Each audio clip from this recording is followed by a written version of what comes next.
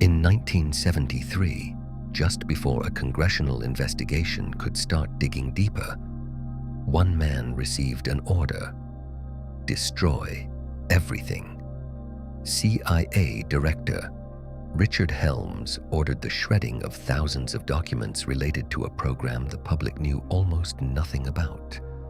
The program had run for over 20 years. It cost lives, and almost nobody ever found out about it. It was called MKUltra, and it was the most extensive and most illegal human experimentation program in the history of American intelligence. Get comfortable, and let's dive together into the 1950s and 1960s. 2 decades of secret experiments by American intelligence agencies, when the United States feared one thing more than the atomic bomb.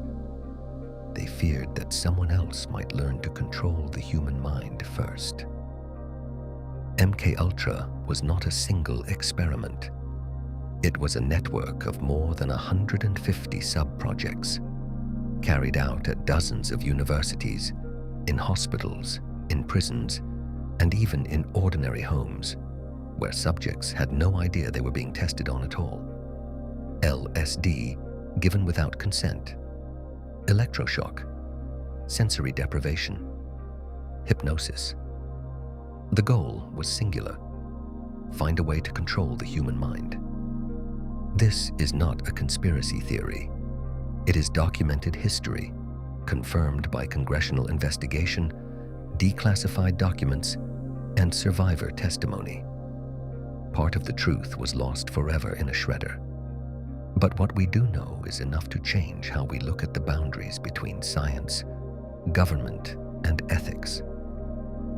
This is a story about fear, about power, and about people who became test subjects without ever knowing it. To understand MKUltra, you have to understand the panic of the 1950s. After World War II, reports surfaced about Nazi medical experiments, horrors that led to the Nuremberg Code, the first international set of ethical rules for human research. Ironically, at that very same time, the American government was secretly hiring some of those same Nazi scientists through Operation Paperclip in exchange for their knowledge. Then came the Korean War. American prisoners of war returned home with shocking statements, signing confessions, professing sympathy for communism, appearing brainwashed. The American public and government became convinced that communists had discovered the secret of so-called brainwashing. The fear was so intense, it gave birth to a word that entered everyday language: brainwashing. The CIA decided that if the Soviets and the Chinese had such a weapon, America needed one too. First for defense, then, as usually happens, for offense as well. The first step was a program codenamed Project Bluebird, later renamed Artichoke. The goal was to explore how hypnosis, drugs, and other techniques could be used to extract information from interrogated subjects, or conversely, how to protect American agents from similar techniques if used by an enemy. In April 1953, CIA Director Allen Dulles approved expanding this research under a new name, MKUltra. It was led by a chemist named Sidney Gottlieb, a man who became one of the most influential and least known figures of the entire Cold War. Gottlieb was in charge of the CIA's technical side: poisons, drugs, exotic methods of incapacitation or manipulation. Internal documents nicknamed him the Black Sorcerer. Gottlieb believed that chemical substances, especially LSD, then still a relatively new and legal substance, could serve as a key to unlocking or controlling the human mind.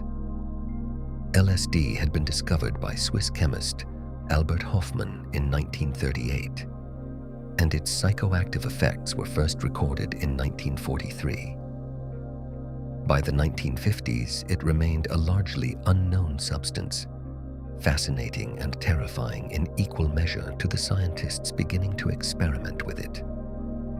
Why LSD specifically? Because it induced extreme psychological states, loss of control, confusion, hallucinations, in a way that resembled the described symptoms of brainwashing. The CIA wanted to know whether it could be used to extract information from detainees, destabilize enemies, or even create controllable agents capable of acting on command without exercising their own will. The MKUltra approval document was extremely brief, less than a single page. It gave Gottlieb and his team almost unlimited freedom in how they designed and conducted experiments. No approval of individual projects by senior leadership was required. A simple system existed where a small percentage of the CIA's total budget could be spent without detailed oversight, and MKUltra fell exactly into that category. Gottlieb himself was sometimes directly involved in his own experiments. In one recorded case, he gave LSD to his own CIA colleagues without warning as a test of their reaction, which led to tragedy. Frank Olson, a biochemist working for the Army and on loan to the CIA, was dosed with LSD in his drink at a work meeting in November 1953. Over the following days, he spiraled into a severe psychological crisis. A week later, he fell or was thrown from a hotel window in New York City and died. For decades, his death was officially recorded as a suicide caused by depression. Only much later did his family learn the truth about the LSD, and the circumstances of his death became one of the most famous and tragic symbols of the entire program. Fear of communist brainwashing was not the only motive. The CIA was aware that similar research was being conducted by other countries too, not just the Soviet Union, but according to some reports, China and other Eastern Bloc states as well. The arms race was not limited to nuclear weapons or the space program. There was also a quiet, far less visible race for control of the human mind, and both sides invested resources into it with an intensity similar to the space program or missile development. The program's structure was designed to be as invisible as possible. The CIA did not want anyone, including its own employees, to see the whole picture at once. The project was split into more than 150 sub-projects, many of them funded through so-called fronts, fake foundations, and research grant agencies that served as intermediaries between the CIA and the actual scientists. One of these fronts was called the Society for the Investigation of Human Ecology. Another was the Geschichte Fund for Medical Research. Scientists receiving money through these organizations often had no idea their grant actually came from the CIA. They believed they were conducting legitimate academic research funded by a private foundation. This system allowed the CIA to infiltrate dozens of universities and research institutions across the United States and Canada. Among the institutions involved were prestigious names: Stanford, Harvard, McGill University in Canada, and many others. Professors and scientists, often without fully realizing the source of their funding or the true purpose of the research, conducted experiments that were later described as among the most ethically problematic in the history of American science. Experimental subjects were chosen from populations that shared one quality: a low chance that they would be able to complain, or that anyone would believe them if they did. Prisoners, patients in psychiatric institutions, drug addicts, sex workers, people on the margins of society whose disappearance from normal life or sudden psychological troubles attracted little attention. One of the most disturbing sub-projects was called Operation Midnight Climax. The CIA set up safe houses in San Francisco and New York, equipped with one-way mirrors and hidden cameras. Hired prostitutes lured men into these houses, dosed them with LSD without their knowledge, and CIA observers watched and recorded their reactions from behind the glass. The men had no idea they were part of a government experiment. They thought it was just a night they had chosen for themselves. Testing methods varied from case to case, but usually involved administering psychoactive substances, not just LSD, but also mescaline, barbiturates, and other compounds, without informed consent. In some cases, these substances were given repeatedly, over long periods, in doses the scientists themselves could not reliably predict the effects of. Alongside chemical substances, the program included other controversial techniques.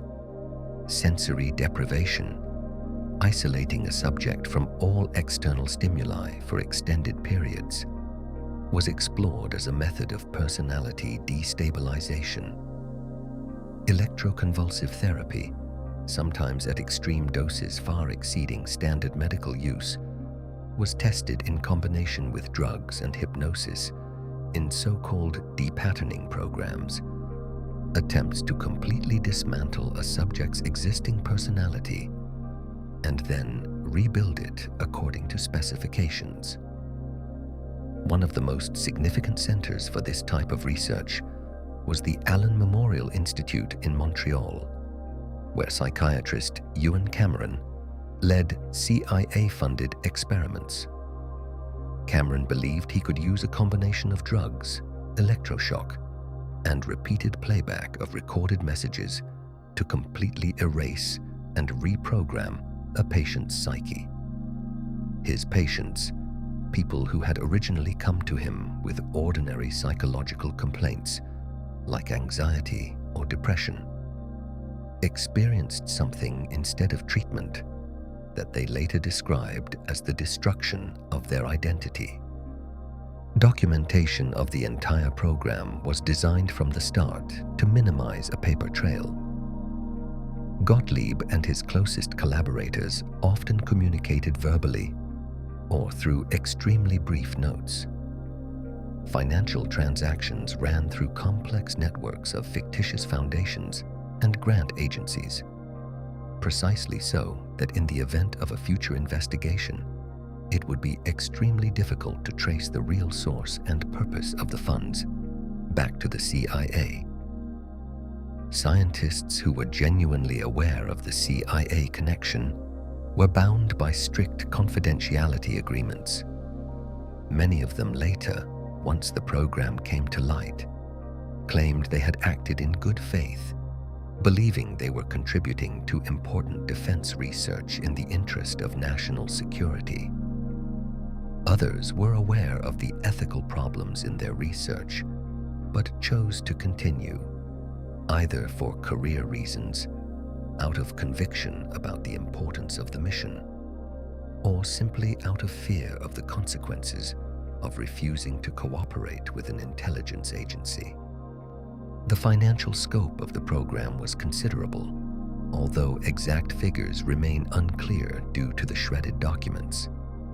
Estimates based on surviving financial records suggest the CIA invested millions of dollars into MKUltra and related sub-programs over the 2 decades of its existence, an amount that in today's money represents tens of millions of dollars. One of the less discussed aspects of the program was its involvement with the prison system.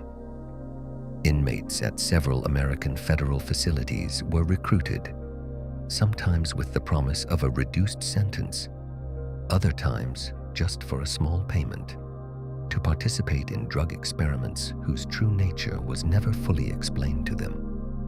The prison environment was attractive to the CIA for a simple reason. Inmates had limited ability to refuse, limited ability to complain, and their testimony, even if it were ever made public, would carry less weight in the eyes of the public than testimony from ordinary citizens. An important detail of the whole structure was also the geographic spread of the experiments. If a single institution or a single state concentrated too much suspicious activity, the risk of discovery would grow. The CIA therefore spread the sub-projects across the entire continent, from California to Canada, from major university towns to remote institutions, so that neither local authorities nor individual journalists ever had a chance to piece the whole picture together from one location. The picture, though, slowly began to come together, and one of the first pieces of that puzzle was named Frank Olson. November 1953. Frank Olson, a biochemist working on army projects, travels with his CIA colleagues to a rural retreat in Maryland. During an evening gathering, Sidney Gottlieb pours a dose of LSD into his glass of Cointreau. No warning, no explanation, just a test.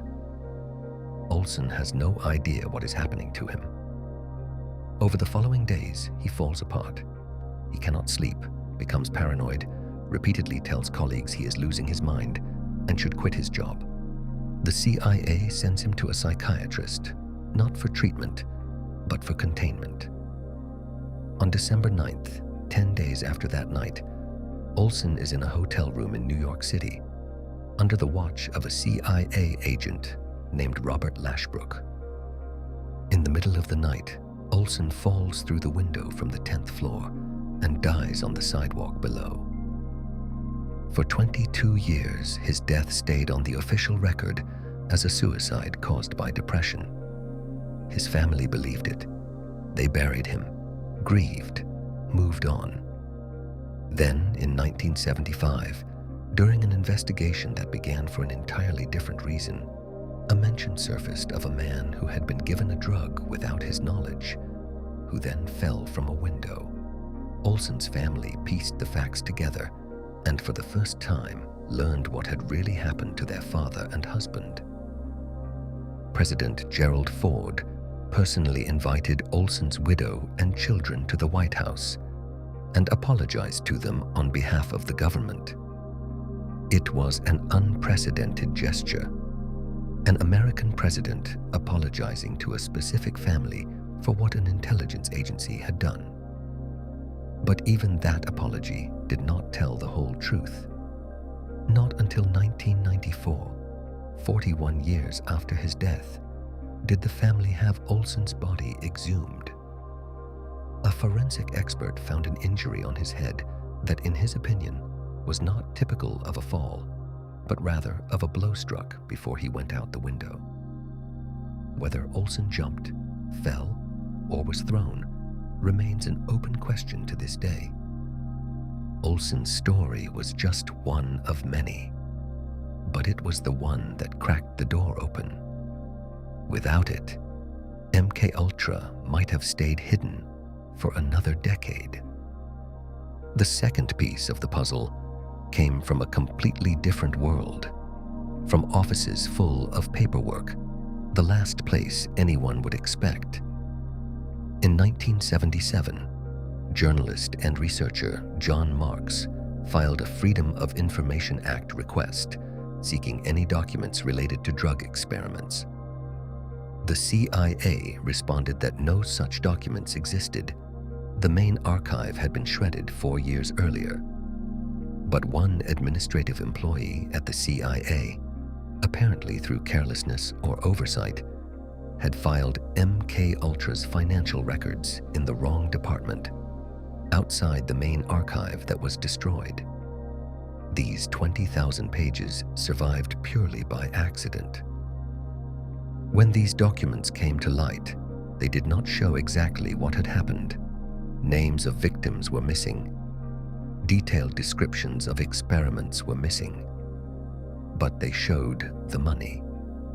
And money leads to questions. Where did these grants go? Why did a foundation nobody had ever heard of fund LSD research at universities across the country? Journalists started calling professors. Some of them, already elderly men, suddenly understood where the money they had received 20 years earlier had actually come from. There is one more moment from those days that appears in no official record, but that one of the reporters present at the hearings still remembers. When Gottlieb left the Senate building, a small crowd gathered around him. Some journalists, some just curious onlookers who had been following the hearings. Nobody shouted, nobody confronted him. They just watched him in silence as he got into his car. The reporter described it as a silence louder than any shouting could have been.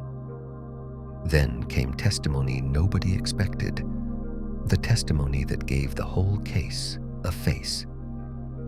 In August 1977, Sidney Gottlieb sat down in front of the Senate microphones. He was a man most Americans had never seen or even heard the name of. A chemist with a slight stutter and a deformed leg, who had spent 20 years in absolute secrecy and was now suddenly sitting under the cameras, surrounded by journalists, with senators asking him about drugs administered without consent, about dead men, about ruined lives. Gottlieb answered slowly, evasively. "I don't remember exactly. That might be true, but I'm not certain." People watching the hearing on television described frustration. A man who had once decided the fate of human experiments, now unable to recall anything specific. One senator asked him directly whether he regretted what had happened to Frank Olson. Gottlieb replied that it had been an unfortunate tragedy, but that at the time, they believed they were doing important work for the security of the country. Viewers and journalists had expected a monster. Instead, they saw a tired old man who spoke like an accountant explaining a lost invoice, not like someone responsible for the death and ruined minds of dozens of people. This banality of evil, as one commentator later described it, was perhaps the most unsettling thing about the entire hearing. Among those watching the hearing were surviving patients of Ewan Cameron from Montreal, who had flown in specifically to see the man whose money had funded their suffering. One woman, identified in the media only as Mrs. C, had come to the clinic in 1957 with ordinary postpartum depression. Cameron gave her heavy doses of barbiturates, put her into a weeks-long sleep, then subjected her to electroshock at levels far beyond standard medical practice, and for months played recorded messages through a speaker placed under her pillow while she slept. The goal was to erase her personality and rebuild it from scratch. Mrs. C lost her memories of her wedding, of the first years with her children, of her own childhood. When she met her husband again after being released from the clinic, she did not recognize him. She had to learn his name as if it were a foreign word. 20 years later, watching Gottlieb's evasive testimony on television, she told a reporter a single sentence that is still quoted today. "They took my life, and now he says he doesn't remember why." These hearings did not just change public opinion. They changed how people talked about government itself. People who until then had believed the state protected its citizens suddenly saw proof of the opposite, printed in black and white in financial records, and spoken aloud on camera. Among the people who survived the experiments and later spoke out was a man identified only as Mr. D, a former inmate at a federal prison in Kentucky. In the 1960s, he was offered 2 weeks off from his job in the prison workshop if he took part in a medical study. Nobody told him he would receive LSD every day for 3 months. At a hearing in 1977, he described how, after his release from prison, he could not hold down a job, could not maintain a relationship, and for years did not understand why. It was newspaper articles about MKUltra that finally gave him the answer he had been searching for over 10 years. What happened to these people after the hearings? Olson's family received a settlement of $750,000 in 1976, along with an apology from the president, but not the full truth. That did not come until the exhumation 2 decades later. Mrs. C and dozens of other Cameron patients sued the CIA and the Canadian government. After years of legal battles, they received compensation in the 1990s, averaging around $100,000 per person, an amount their lawyers described as insultingly small, given what they had lost. Sidney Gottlieb retired after the hearings. He lived in a small house in Virginia, devoted himself to pottery and hospice care for the dying. When journalists came looking for him with questions, he refused to talk. He died in 1999 at the age of 80, without formal punishment, without prison time, without any public admission of the scale of what he had caused. His obituary in the New York Times described him as a man who had searched for a way to control the human mind and destroyed a few along the way. Ewan Cameron, the psychiatrist from Montreal, had already died in 1967, 10 years before his patients got the chance to speak publicly. He never lived to see the lawsuits, never faced accusations in front of his victims. For Mrs. C and the others, that meant the man who had destroyed their lives escaped any confrontation simply by dying before the truth came out. The story of MKUltra did not surface once after the 1970s and then disappear. It kept coming back. In the 1990s, when further batches of documents were declassified. In 2017, when the CIA published thousands of pages on its own website, not out of goodwill, but after another round of information requests. Each time a little more emerged, but each time a little remained missing too, because the main archive was gone permanently, and no amount of patience would ever change that. One detail journalists uncovered while going through later documents. There exists a list of experimental subject names from which only a fraction of real people could ever be identified. Hundreds of lines of pseudonyms, code designations, numbers without faces. People who were part of the program and will never find out, because their real name was replaced with a number long before anyone ever imagined they might one day have the right to know. Olson's widow, Alice, lived for decades after Frank's death. When the exhumation in the 1990s raised new questions about how her husband had really died, she gave an interview in which she said the hardest part was not learning that the government had lied to her. The hardest part was understanding that for all those years she had spent grieving a suicide, she had actually been grieving something else entirely, and nobody had let her know. Nobody had let her know. And that sentence, "Nobody let us know," is at the very core of how people understand MKUltra today. Not as a closed historical chapter, but as an open wound full of questions we may never get to answer. Today, More than half a century after the first experiments, MKUltra remains one of the most cited examples of abuse of power in American history. Not because it was the only one.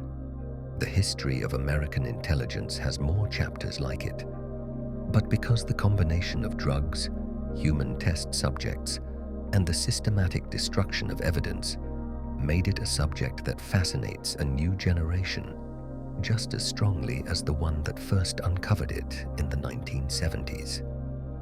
The internet has done to MKUltra what it has done to many hidden chapters of history, pulled them out of archive boxes and brought them back to life. Hundreds of thousands of people watched documentary videos, podcasts, and interviews with historians who specialize in the subject. Young people who learned about the Cold War as a dry fact in school suddenly stumble onto a story where the government tested drugs on its own citizens without their knowledge, and suddenly the Cold War becomes personal. Actual declassified documents are now freely available online, on the CIA's own archive, as well as on websites run by historians and journalists who have collected them for decades. A few clicks and anyone can read a shredded, or more precisely, the fragment that was not shredded, record of a payment to some fictitious foundation, or a transcript of a hearing where Gottlieb mutters, "I don't remember exactly." This availability is both fascinating and frustrating. It shows how much we know, and at the same time, how much of the truth is lost forever. MKUltra has shown up in recent years in places few would expect, in popular television shows, video games, and on social media, where the term MKUltra has become shorthand for any theory about government mind control, often stretching far beyond what is historically documented. This popularization carries its own risks. Facts blend with fiction, documented experiments with completely unsupported speculation, and the result is a blurred picture where it becomes difficult to tell what actually happened from what is just an internet legend built on a real foundation. Beneath what is generally known lie details that rarely make it into the standard telling. There is a fascinating and little-known connection between MKUltra and the famous writer Ken Kesey. Kesey, author of One Flew Over the Cuckoo's Nest, encountered LSD as a paid volunteer in a study at the Veterans Hospital in Menlo Park, California. A study funded through a network connected to MKUltra. The experience with a drug he first tried, thanks to a secret government agency, led him to writing, and later to organizing the so-called acid tests, public LSD parties that helped launch the entire counterculture movement of the 1960s. The government, which wanted to keep LSD as a secret weapon, ended up unwittingly helping spread the drug that defined a generation. A lesser-known fact is that MKUltra was not only about drugs. Some sub-projects explored entirely different methods, subliminal messages in film and advertising, the influence of color and sound on the human psyche, even the possibility of using parapsychological phenomena like telepathy for intelligence purposes. Most of these side projects produced no usable results, but they show how broad and almost desperate the search was for any tool that might provide an advantage in the race for control over the mind. There is a story that circulates among CIA historians about a test conducted on CIA agents themselves without their knowledge, similar to what happened to Frank Olson, but with a less tragic ending. One agent, whose name remains classified, had LSD slipped into his coffee during a routine work meeting and spent the rest of the day in his office, convinced his skull was expanding. His colleagues simply let him sit there, watching him and taking notes. The next day, he came to work as if nothing had happened and never found out what had really happened to him until he read about it in the newspaper 40 years later. One of the least discussed aspects of the entire case is the role of women in the program, not as victims, but as operators. The women hired for Operation Midnight Climax were not just prostitutes luring men into the safe houses. Some of them, according to later testimony, were trained to recognize reactions to LSD and report them to the CIA observers behind the mirror. Their role in the whole system, partly victims, partly operators of a program that exploited them too, remains one of the most ethically complicated aspects of the entire history. The exact fate of Sidney Gottlieb after leaving the CIA remains a mystery too. There are unconfirmed reports that even in retirement, he occasionally consulted for government agencies on projects related to his earlier expertise, although he was never formally re-employed. The truth about how much of his knowledge and methods survived and where it ended up after 1973 remains one of many questions we will probably never get a complete answer to.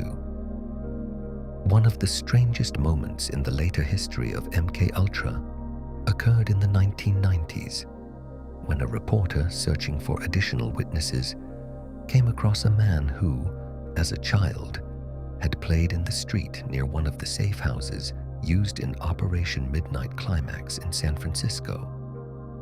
This man, by then middle-aged, remembered seeing, as a young boy, men leaving the house in total confusion, talking to themselves, and his mother telling him to stay away from that house. He had no idea at the time what was happening behind its walls. He only understood it decades later, reading a book about the program, when he suddenly remembered that house and those confused men walking away from it. There is also a darker, less confirmed line of speculation, according to which some of the techniques developed under MKUltra later indirectly influenced interrogation methods used by American forces in other conflicts decades afterward. Historians disagree on this point. Some argue it represents a direct line of continuity. Others consider it an oversimplification. What is certain is that the debate over the boundaries between investigation, interrogation, and torture that MKUltra opened in the 1950s keeps returning again and again in American politics, each time wearing a different costume. Mr. D, the former inmate who testified about 3 months of LSD administered in a prison workshop, lived another 30 years after he finally understood what had happened to him.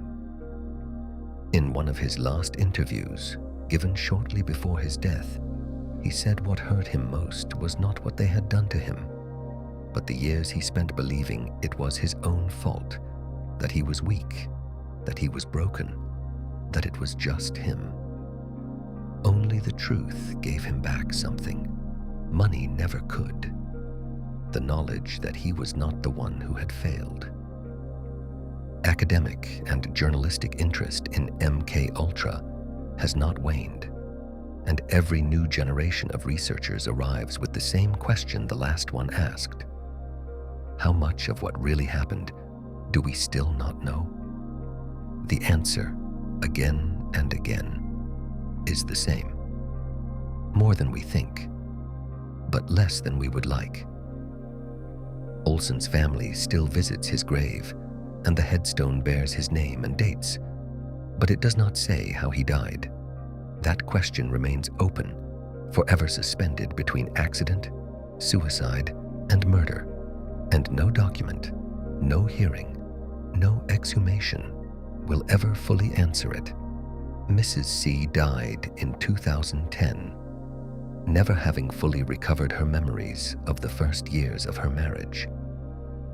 Her children grew up with a mother who could not tell them how they were born, because those memories had been taken by a man who, 20 years later, could not remember why. MKUltra forces us to think about a question that goes beyond the Cold War and intelligence agencies. What happens when the institutions meant to protect people decide that some lives are an acceptable price for a theoretical advantage? How many decisions like that are being made right now, in other contexts, behind other doors, that might not open for another 50 years? The story of MKUltra has no satisfying ending, no great trial, no clear sense of justice served, no moment when fairness triumphed the way people might wish it had.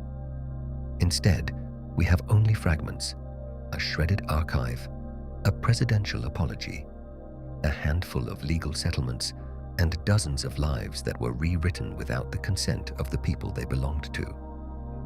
Perhaps that is the most important lesson of the whole story.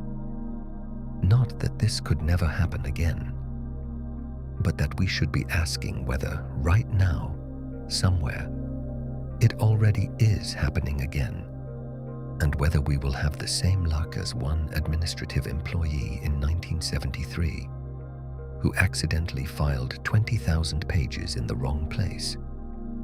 And thanks to that, we at least learned part of the truth. Thank you for being here.